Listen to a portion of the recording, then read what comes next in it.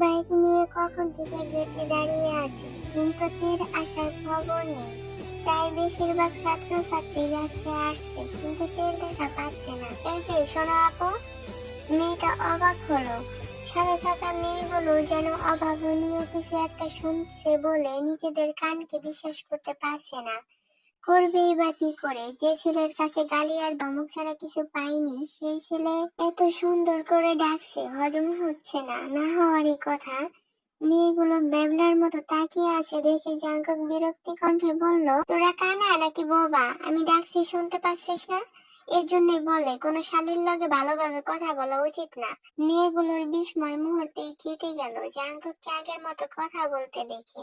ওই যে কথায় আছে না, যাকে যেভাবে দেখে অভ্যাস হঠাৎ করে পাল্টে যাওয়া কেউ মেনে নিতে পারে না, সেটা ভালো হোক কিংবা খারাপ। মেয়েগুলোর সাড়া না পেয়ে এগিয়ে গেল প্রিন্সিপালের রুমে। কিছুক্ষণ পর ফিরে এলো, চোখ মুখ শক্ত হয়ে আছে জাঙ্কুকের। মেয়েটাকে বলেছিল যেন তার জন্য অপেক্ষা করে, কিন্তু এই মেয়ে একটা কথা শুনলে তো শ্বশুর মশাই না জানি কি খাইয়া এমন একটা গাড়তারা মেয়ে জন্ম দিয়েছিল। শালী স্বামীর কথা অমান্য করার মতো পিএইচডি করে রেখেছে। নিজের মনে মনে বকতে বকতে বাইক টান দিল জাঙ্কুক। তে তে এই শালীর বাচ্চা, কই তুই? বলতে বলতে ভেতরে ঢুকছিল জাঙ্কুক, কিন্তু চোখের সামনে একটা দৃশ্য দেখে মুখ হাঁ হয়ে গেল।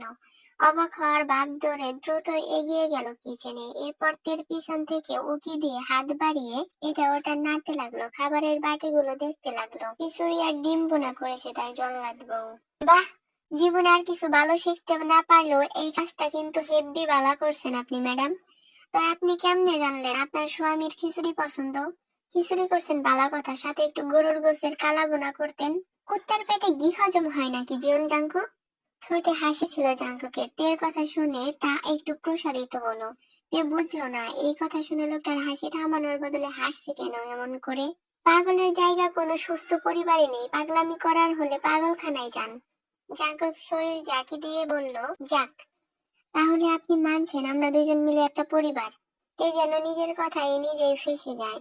সে তো এমন কিছু ভেবে বলেনি, অথচ লোকটা তাকে হেনস্থা করতে ঠিক কিছু না কিছু ফন্দি বের করেই ফেলে। আপনার সাথে কথা বলাই বেকার, এর থেকে তের কথার মধ্যে থামিয়ে দেয় জাঙ্কুক। এরপর আর শোনার ইচ্ছা হচ্ছে না বউ। আপনি নিজে হাতে রান্না করছেন দেখে পেটের ভেতর জাউরা কুত্তাগুলো লাফাচ্ছে, তাড়াতাড়ি খাইতে দেন দেখি। তে মনে মনে হতবাক, পেটের ভিতর ইন্দুর লাফায় সে শুনেছে, কিন্তু কুত্তা লাফায় এই প্রথম শুনলো। তে তাকিয়ে থাকে সামনে দাঁড়িয়ে লোকটার দিকে, যাকে অপমান করার পরেও অবলীলায় হেসে উড়িয়ে দিচ্ছে। তের ভাবনার মধ্যে জাঙ্কুক আবার উঠে বলে, এক মিনিট বউ, আপনি আবার খাবারের মধ্যে কিছু মেশাননি তো? সবসময় তো মারার ফোন দিয়ে আটেন, তাই আর কি। আপনি এত বালা হইলেন ঠিক হজম হচ্ছে না যে। আপনাকে মারার জন্য খাবার নষ্ট করে কি করব? মারার হলো তো এমনিতেই মারতে পারি। আর ওই যে বললাম না, কুত্তার পেটে কখনো ঘি হজম হয় না, তাই খাওয়ার আগে আপনারও হজম হচ্ছে না। বলে খিচুড়ির পাতিল নিয়ে রাখলো টেবিলের উপর। জাঙ্কুক হাফ ছাড়ে, তের দৃষ্টির অগোচরে। এরপর আবার মুখে হাসি ফুটিয়ে যায় তের পিছু পিছু। এগিয়ে সোজা হয়ে বসে চেয়ার টেনে। তে স্বাভাবিক বউদের মতো প্লেট টেনে বেড়ে দিতে লাগলো। তের এমন বউয়ের মতো আচরণ মোটেও ঠিক লাগলো না জাঙ্কুকের কাছে। ভালো করে চিনে এই মেয়েকে সে, শুধু শুধু যে কিছু করবে না ভালো করেই জানে। তবে তে নিজ থেকে না বলা অব্দি সে নিজেও কিছু জিজ্ঞেস করবে না। বউয়ের আদর আপ্যায়ন পাচ্ছে, এটা কি কম? সে এটা উপভোগ করতে থাক। এই খিচুড়ি প্লেটে দিয়ে ডিম তুলে দেয়। জাঙ্কুক হাত ধুয়ে প্লেটে হাত রেখে তাকায় তের দিকে। আপনি খাবেন না সিস্টার? এমন ডাক শুনে তের মুখের ভঙ্গি পাল্টানোর কথা থাকলেও পাল্টালো না। নির্বিকার ভঙ্গিতে দাঁড়িয়ে রইল জাঙ্কুকের পাশে। এসব সত্যি এখন আর জাঙ্কুকের হজম হচ্ছে না। এই মেয়ে কি শুরু করেছে এগুলো? কি হলো, কিছু জিজ্ঞেস করেছি আমি তোমাকে? এমন অস্বাভাবিক ব্যবহার কেন করছো আজ? এই তোমার শরীর ঠিক আছে তো? বলে উঠে দাঁড়িয়ে হাত বাড়ায় তের দিকে। তে তার আগেই দু পা পিছিয়ে যায়। জাঙ্কুকের রাগ হলেও দমে না গিয়ে এক পা এগিয়ে টেনে আনে নিজের কাছে। কপালে হাত দিয়ে দেখে, না ঠিক আছে, শরীরের তাপমাত্রা স্বাভাবিক। খাওয়ার সময় এমন অসভ্যতামো কেন করছেন? আমি ঠিক আছি, শুধু নিজেকে মানিয়ে নেওয়ার চেষ্টা করছি। আমি তো আর আপনার মতো না অভিনয় করতে পারবো। জাঙ্কুক রাগ করে না, টেকে টেনে পাশের চেয়ারে বসিয়ে দেয়। ছেড়ে দিয়ে খাবার টেবিলে বসে। লোকমা বানিয়ে ধরে তের মুখের কাছে। তে মুখ অন্যদিকে ঘুরিয়ে নেয়। সেটা দেখে আগের মতোই থাকে, হাত সরায় না। তে বিরক্ত হয়ে খায় জাঙ্কুকের হাতেই। ফোন বাজছে অনেকক্ষণ। জাঙ্কুক রুমে শুয়ে আছে দেখে তে বেলকনিতে দোলনায় বসেছিল, কিন্তু এই নিয়ে তিনবার ফোন লোকটা না ফোনটা ধরছে না কেটে দিচ্ছে। বিরক্ত হয়ে রুমে ঢুকলো তীর। খাটের সাইডে থাকা বেড টেবিলের উপর ফোন রাখা এখনো বেড়ে চলছে, কিন্তু জাঙ্কুকের হুঁশ নেই। লোকটা উপর হয়ে বুকে ভর দিয়ে ঘুমে বিভোর। কানের ঘুরে এত শব্দ হওয়ার পরও কেউ ঘুমায় কি করে বুঝে আসে না তীর। এগিয়ে গিয়ে ডাকে জাঙ্কুককে। জাঙ্কুক, এই জাঙ্কুক, উঠুন, আপনার ফোন বাজছে। জাঙ্কুক শোনে না তীর ডাক। এবার কিঞ্চিত রেগে ধাক্কা দেয় জাঙ্কুকের পেশিবহুল দবদবে সাদা হাতের মধ্যে। জাঙ্কুক চোখ বন্ধ করে ঘুম জড়ানো কণ্ঠে মাথা উঁচু করে বলে, কি হয়েছে কি বউ? ঘুমের মধ্যে কেন এমন করছো? ডিস্টার্ব করো না, ঘুমাতে দাও। আপনাকে ডিস্টার্ব করার কোনো শখ আমার নেই। আপনার ফোন বাজছে, ধরুন, আর নয়তো বন্ধ করে রাখুন, কানে লাগছে আমার। থামতে জাঙ্কুক চোখ বন্ধ করে মুচকি হাসি। তে বুঝতে পারে না এই লোকেরা তো হাসি আসে কোথা থেকে। এর দিকে হাত বাড়িয়ে ফোন দিতে বোঝায়, না চাইতে ওতে ফোন উঠিয়ে জাঙ্কুকের হাতে দেয়। চোখ বন্ধ করে এই লোকটা রিসিভ করে কানে ধরে। কোন শালার বাসায় আগুন লাগছে? বিকেল বিকেল আমার ঘুমের মধ্যে 17টা বাজাইতে কল দিচ্ছিস? ওপাশ থেকে কি বললো জানা নেই। এতক্ষণ বন্ধ করে রাখা চোখ দুটো এক ঝটকায় খুলে ফেলল জাঙ্কুক। সোজা হয়ে দাঁড়াতে দাঁড়াতে তেকে ইশারা করে কানে ফোন ধরতে। তে তাকিয়ে দেখে জাঙ্কুক লুঙ্গির গিট্টু ধরে আছে। এগিয়ে গিয়ে পা উঁচু করে কানে ফোন ধরে রাখে। জাঙ্কুক কথা শুনতে শুনতে লুঙ্গির গিট্টু ঠিক করে কোমরে গুজে নিয়ে ফোন ধরে এগিয়ে যায় বেলকনির দিকে। তে আর যায় না, খাটের উপর বসে তাকিয়ে থাকে বেলকনির দিকে। কিছুক্ষণ কথাবার্তা শুনে বুঝতে পারে জাঙ্কুকের বাবা কল করেছে। বাবা বললে লোকটা যে আর 5টা সাধারণ ছেলের মতো কথা বলছে তা না, লাগাম ছাড়া কথা চলছে। হয়তো লোকটা আমাকে নিয়ে বাড়িতে যেতে বলছে, কিন্তু জাঙ্কুক রাজি না। বাবার সাথে হুমকি দামকি করছে। এ আর নতুন কি, যতবার কথা বলতে দেখেছে বাবার সাথে ততবার কিছু না কিছু নিয়ে ঝামেলাই করেছে এই লোক। কথা শুনে ভালোই বুঝতে পেরেছে তে বাবা ছেলের সম্পর্কে তেমন ভালো না। আমি একটু বাইরে যাচ্ছি, ফিরতে সন্ধ্যা হবে। সন্ধ্যায় রেডি হয়ে থাকেন, আমরা গ্রামে যাচ্ছি। বলে লুঙ্গির উপর একটা কালো শার্ট জড়িয়ে বেরিয়ে গেল জাঙ্কুক। তে অবাক হলো, এই লোকটা না যাবে না বলে কত চিল্লা পাল্লা করছিল, হঠাৎ কি হলো? তাতে তার কি? সে নিজেও দেখতে চায় কেমন মা বাবা এমন ছেলে জন্ম দিয়েছে। ঠিক সন্ধ্যার আজানের একটু পর বাড়ি ফিরল জাঙ্কুক। ঘরে যেতেই চোখে পড়লো তে নামাজ পড়ছে। কিছু না বলে হাতের ব্যাগ খাটের উপর রেখে ওয়াশরুমে চলে গেল সে। গোসল দিয়ে বেরোতে বেরোতে তের নামাজ শেষ হয়েছে। যাই নামাজ গুছিয়ে বাস করে রাখছিল। ব্যাগে আপনার জন্য বোরকা আছে, বাড়ি ফেরার পথে মনে পড়লো আপনি তো বোরকা ছাড়া বাইরে যান না, তাই নিয়ে এলাম। পরে চট করে রেডি হয়ে পট করে নিচে আসুন, আমি অপেক্ষা করছি গাড়িতেই। তে মুখ বাঁকায়। বোরকা পরে কি করব? যে কারণে বোরকা সেটা তো আপনি লুটিয়ে নিয়েছেন, এখন আর বোরকা পরে পর্দার ভান ধরে কি করব? আমাকে এখন রাগাবেন না ঘরওয়ালি। আপনার লজ্জা হরণ করেছি আমি, এবং এখন আপনি আমার স্ত্রী, তাই বেগানা পুরুষ আপনার জন্য হারাম। কথা না বলে রেডি হয়ে আসুন। বলতে বলতে ওয়ার্ড্রোব খুলে কালো প্যান্ট আর গেঞ্জি পরে নিল, উপরে কালো লেদার। বেরোনোর সময় খেয়াল করলো বিছানার কাছে ব্যাগ। ব্যাগ দিয়ে কি করতেছেন? কোনো কিছু নিতে হবে না, আমরা যত দ্রুত সম্ভব চলে আসব। কেন?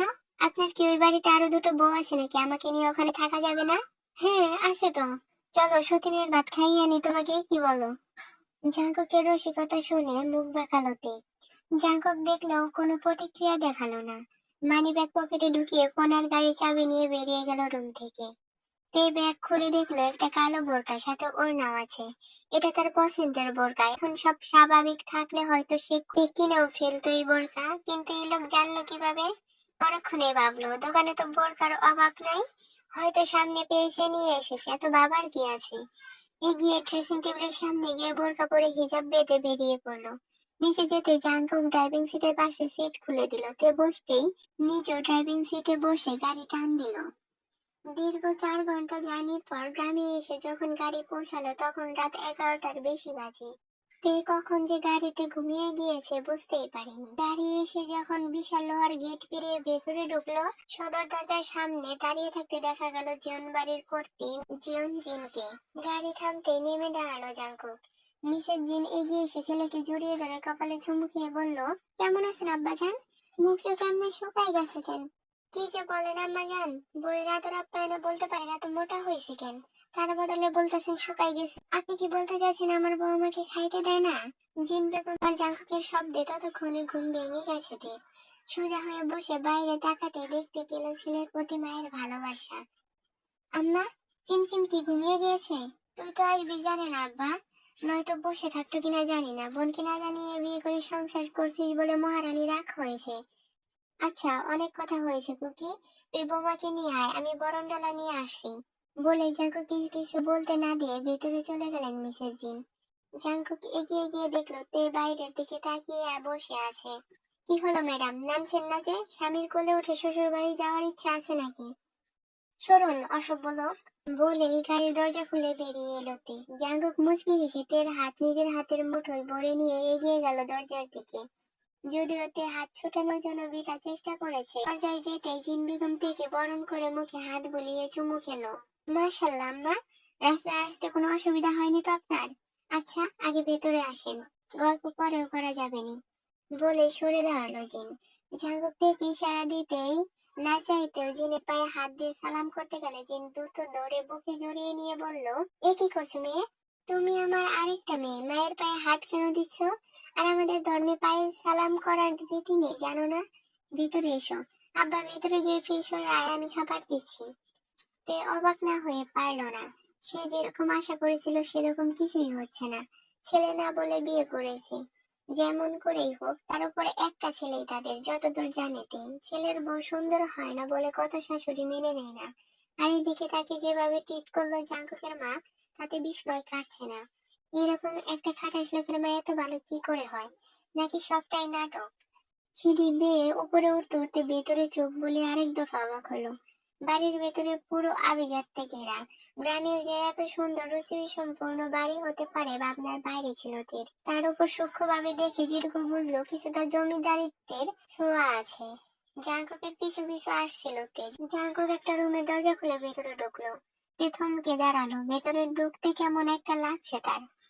কি হলো কি ম্যাডাম, ভেতরে আসো। তোমার স্বামীর ঘর পছন্দ হয়নি বিবি জান? জাঙ্কুকের কথা শুনে কিছু না বলে ভেতরে ঢুকলো তে। ভেতরে ঢুকতেই প্রথমে চোখ পড়লো বিশাল সাইজের একটা লোহা কাঠের খাটের উপর। তার উপরে বড় করে টাঙানো জাঙ্কুকের একটা ছবি। ছবিতে সাদা পাঞ্জাবি পরা, দেখতে কতই না সুন্দর আর পবিত্র লাগছে। কিন্তু এই লোক তো আদতে শয়তানের বড় ভাই। পুরো রুম জুড়ে আধুনিকতার ছোঁয়া, শুধু একটা আলমারি চোখে পড়লো যেটা দেখতে একটু পুরনো মনে হলো, তবে কারুকার্য দেখে অ্যান্টিক আসবাবপত্রের মতো লাগছে। ওয়েলকাম ঘরওয়ালি, শ্বশুর বাড়ি এবং আপনার লাফাঙ্গা স্বামীর ঘরে আপনাকে স্বাগতম। এবার তাড়াতাড়ি ফ্রেশ হয়ে নিচে চলুন, আপনার শ্বশুর আর ননদের সাথে পরিচয় করিয়ে দেই। ফ্রেশ হয়ে কি পরবো, আপনার লুঙ্গি? জামা কাপড় কিছু তো আনতে দিলেন না, আর আমার মাথা ব্যথা করছে, ঘুমাবো আমি। সি সি বউ, আপনি মহিলা আমার ইজ্জত ধরে টান কেন দিচ্ছেন? আপনি একটু থামবেন, আমি ঘুমাবো, সরেন। আচ্ছা দাঁড়াও, বলে বাইরে চলে গেল জাঙ্কুক। তে তাকিয়ে দেখতে লাগলো আশপাশ। কিছুক্ষণ পর ঘরে ফিরলো হাতে একটা শ্যাওলা রঙের সুতির কাপড় নিয়ে। তে ভ্রু কুঁচকে তাকায়। ফ্রেশ হয়ে এটা পরে নেন আপাতত, আম্মার কাপড়, একদম নতুন, আশা করছি আপনার সমস্যা হবে না। আপনি ফ্রেশ হতে হতে আমি গোসল দিয়ে আসি, শরীর ম্যাচ ম্যাচ করছে। বলে আলমারি খুলে একটা লুঙ্গি আর গেঞ্জি নিয়ে বাইরে চলে গেল জাঙ্কুক। তে কিছু না ভেবে ওয়াশরুমে চলে গেল। গোসল করে বেরিয়ে জাঙ্কুকে কোথাও দেখতে না পেয়ে লাইট বন্ধ করে শুয়ে পড়লো। মাথা ব্যথা করছে খুব। জাঙ্কুক কোথাও গিয়েছিল, বাড়ি যখন ফিরলো তখন ঘড়ির কাঁটায় 4টা বাজে। হয়তো কয়েক মুহূর্তের মধ্যে ফজরের আজানও দিবে। রুমে এসে চুপ করে তেকে জড়িয়ে ধরে শুয়ে পড়লো। এখন একটু ঘুম প্রয়োজন। উঠছেন আপনি? খালাম্মা ফ্রেশ হয়ে খাইতে যাইতে কইছে আপনাগো। ভাইজান, ও ভাইজান, শুনছেন আমার কথা? তে নামাজ পড়ে বারান্দায় দাঁড়িয়ে বাইরের মনোমুগ্ধকর দৃশ্য দেখছিল। রাতে এসেছে বিদায় কিছু দেখতে পাইনি, কিন্তু জাঙ্কুকের রুমের বারান্দা থেকে বাগান পুরোটা দেখা যায়। বাগানে নানা রঙের ফুলের গাছ, ফলের গাছ। এই দৃশ্য দেখতে দেখতে সকালে ঠান্ডা হাওয়া গায়ে মাখছিল। হঠাৎ বাইরে থেকে কারো ডাক শুনে এগিয়ে এলো তে। দরজা খুলে দিতেই চোখে পড়লো একটা মেয়েকে, গায়ের রং ফর্সা, বেশ পরিপাটি। আপনি তাহলে ভাইজানের বউ? আপনি কিন্তু মেলা সুন্দর ভাবি। আচ্ছা, আপনারা নিচে আহেন, খালাম্মা নিচে যাইতে কইছে আপনাকে। বলেই মেয়েটা থেকে কিছু বলার সুযোগ না দিয়ে চলে গেল। তে তো উঠেছে সেই সকালে, একা একা কোথায় কি জানে না, বিদায় নিচে যাচ্ছিল না। তাছাড়া শ্বশুর বাড়ি এসেছে রাতে, আজকে একা একা ঘুরবে নাকি সে? তার উপর কেউ ডাকতে আসলে না হয় তার সাথে নিচে যাওয়া যেত। তে অবাক হলো, জাঙ্কুকের নাকি ছোট একটা বোন আছে, তাহলে এখনো দেখলো না কেন তে? এর মধ্যে ননদের আর ভাবিদের নেওটা হবে, কিন্তু তার ননদের তো পাত্তাই নেই। এগিয়ে গিয়ে ডাকে জাঙ্কুককে, কিন্তু সে ওঠার নাম নিচ্ছে না। কুম্ভকর্ণের মতো পড়ে আছে উপর হয়ে। তে বিরক্ত হয়ে বাথরুম থেকে মগ ভর্তি পানি এনে ঢেলে দেয় জাঙ্কুকের মাথায়। পানি পড়ায় লাফিয়ে ওঠে জাঙ্কুক বিছানায়। তে চোখ বড় বড় করে উল্টো হয়ে দাঁড়ায়। জাঙ্কুক লুঙ্গি না পরে ঘুমাতে পারে না। লাফিয়ে ওঠার কারণে লুঙ্গি খুলে গেছে, আর তে সেটা দেখে উল্টো হয়ে দাঁড়িয়ে গেছে। সি সিম্বি, আমাকে দেখতে চাস বললেই পাটি খুলে দেখিয়ে দিতাম। সকাল সকাল এমন পানি দিলে সুন্দর স্বপ্নের 12টা কেন বাজালি? আপনার মুখে লাগাম টানার জন্য কোথায় মানত করতে হবে বলুন তো? আর আপনার মতো বদলোকের স্বপ্ন আবার সুন্দরও হয় নাকি জানতাম না তো। মজা নিচ্ছিস চিংড়ি বেডি? দেখিস তোর জামাই তোরে বিয়ের পর 20-30টা বাচ্চার মা বানাই দেবে। আস্তাগফিরুল্লাহ। আল্লাহ আমার ভাগ্যে কি লিখে রেখেছিলে তুমি? অসভ্য বর্বর লোক, ফ্রেশ হয়ে আসুন, আপনার আম্মা নিচে যেতে বলেছে। শালিরে কিছু বললেই চ্যাট করে ওঠে। সকাল সকাল চুমা দিয়ে ঘুম থেকে তুলবে সেটা না করে পানি ঢালছে। আল্লাহ সইবে না এমন পাপাচার।